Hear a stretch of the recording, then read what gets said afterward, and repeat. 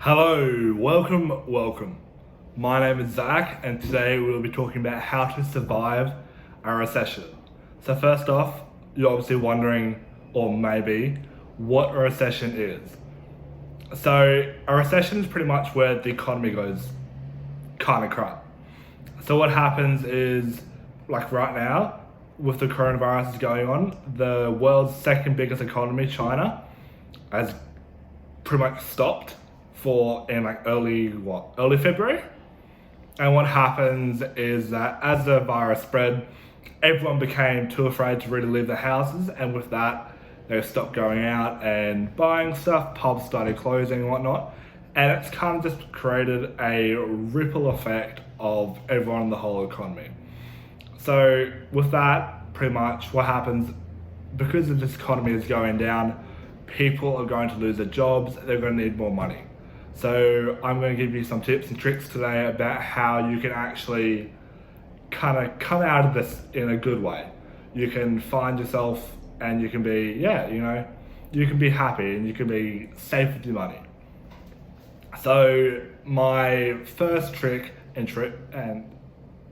my first tip is to keep your job at no matter what. So right now, jobs are going to be extremely hard to come by.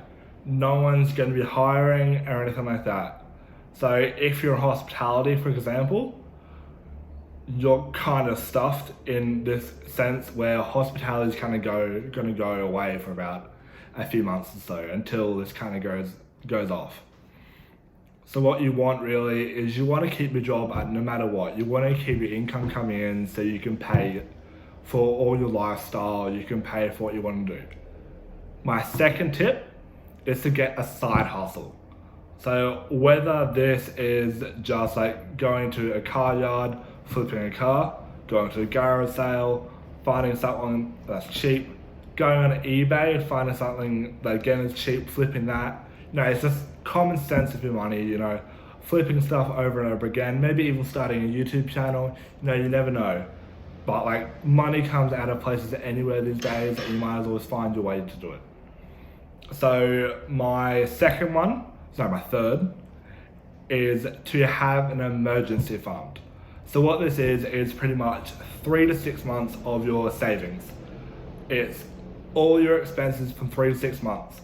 So say you're living out of home, you have a house, you need your house insurance, say you need the house insurance, electricity, water, food, all this stuff. You need to have that all covered. You need to have that in a fund.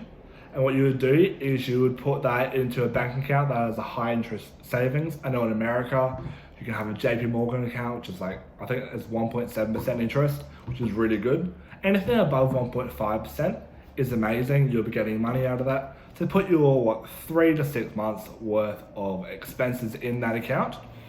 And then what you do is you just keep that there. And that just kind of creates money over money over money. And it kind of your money is creating its own money, technically. So what you're going to do is you're going to keep that emergency fund no matter what. And then if you do eventually maybe end up losing your job or anything like that, you can use that emergency fund to help you get through this tough time. You have 6 months there, 3 to 6 months of your lifestyle. That means you don't really have to change. You don't really have to. You can pretty much go and find work anywhere you want to, and you don't have to, be stressed off your ass. Okay. So my fourth one is to cut back on your spending. So you'll be surprised with how much money you actually don't need to spend that you are spending.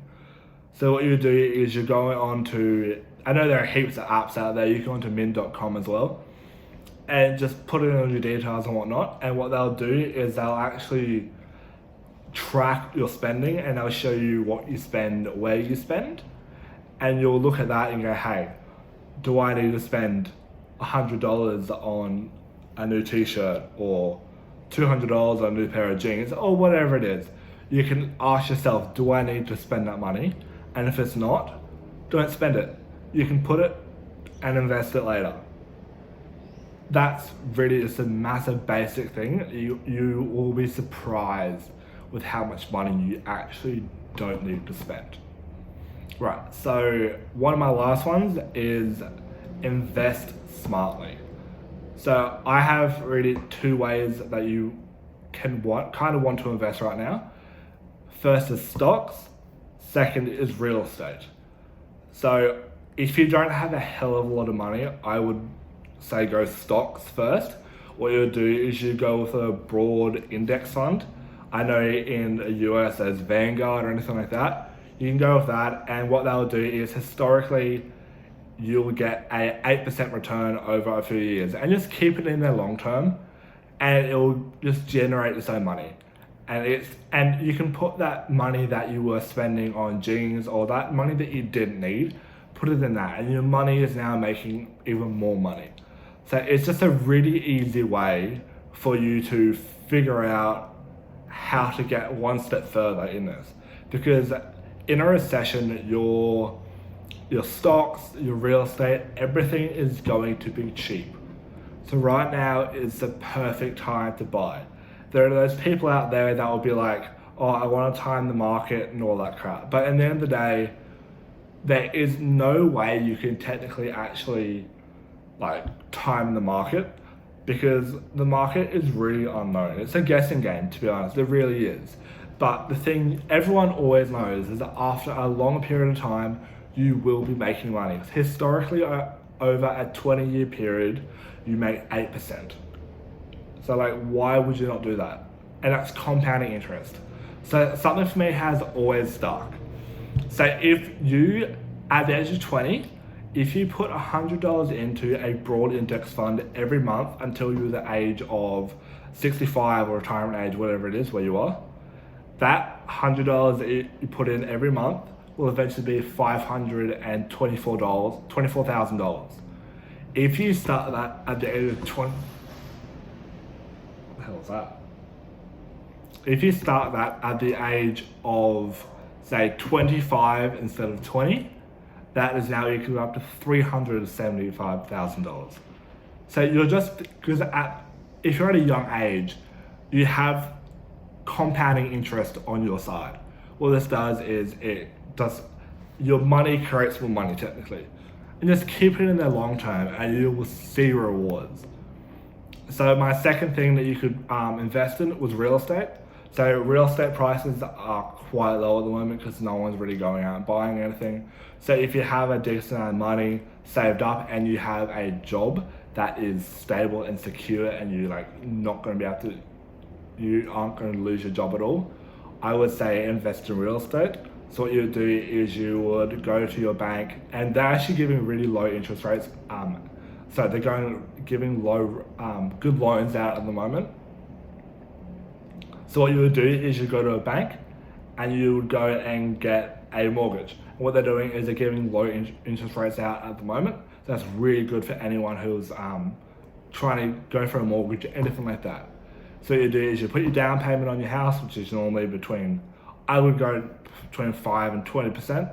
And what you do is you would either live in there, or if you already have a house, you would put someone else in there, and you would have a positive cash flow. So what you say you are, I don't know, your mortgage is $1,200 a month. What you're going to be doing is you're going to charge more than $1,200 a month for that person to live there. So what you're going to do is, say they're living there for $1,200 a month, you are charging $1,600 a month for them to live there. What they're doing is you're technically getting that $400. And what you can do is, real estate is amazing. I love real estate. So what you can do is you can just go over and over again with real estate. Because you can just reinvest that $400 that you get every month. You do it again and again and again. And eventually you can buy more real estate, and it just goes crazy bananas. One thing I would like to say is that at the moment, don't invest in bonds. So people genuinely look at bonds and think, oh, they're a really safe investment, which genuinely they are, but during a recession, they actually aren't overly safe. So what it is that bonds have a default rate, which is what stocks kind of do, but they don't really. And that's kind of something that you don't want to have. So what will happen is, if say I put a $1,000 bond into a bank and then that bank goes bust, they're not going to give me my $1,000 back. My $1,000 is gone. So for that, stocks, that's not really going to happen too much, especially if you look at something that's going to go big or is already big. But at the moment, I would try and stay away from your bonds right now. But yeah, that is all we have time for today. I'm glad you guys listened, and I'll see you next time.